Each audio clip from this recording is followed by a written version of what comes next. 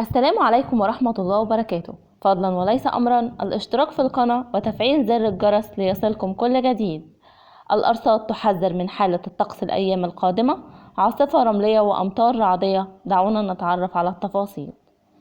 كشفت الهيئة العامة للأرصاد الجوية عن حالة الطقس بداية من اليوم الخميس 25 مايو وحتى يوم الاثنين 29 مايو 2023، محذرة من عودة العاصفة الرملية والترابية واستمرار فرص سقوط الأمطار التي تصل إلى رعدية على بعض المناطق، وتصاعد درجات الحرارة التي تسجل 35 درجة مئوية على القاهرة الكبرى، فيما تسجل 42 درجة مئوية على محافظات جنوب الصعيد خلال ساعات النهار.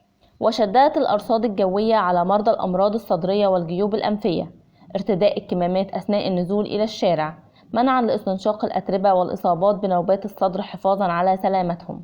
ونصحت الأرصاد الجوية بعدم التعرض لأشعة الشمس المباشرة خلال ساعات الذروة من 1 حتى 4 عصرا لتفادي ضربات الشمس، وضرورة تناول كميات مناسبة من السوائل لتعويض نقص السوائل في الجسم، وارتداء الملابس القطنية نهارا وأغطية الرأس للحماية من أشعة الشمس. ومن المتوقع نشاط الرياح على مناطق من السواحل الشمالية الغربية والقاهرة الكبرى والوجه البحري على فترات متقطعة، وتتوافر فرص سقوط الأمطار على مناطق من جنوب سيناء وسلاسل جبال البحر الأحمر وجنوب الصعيد على فترات متقطعة.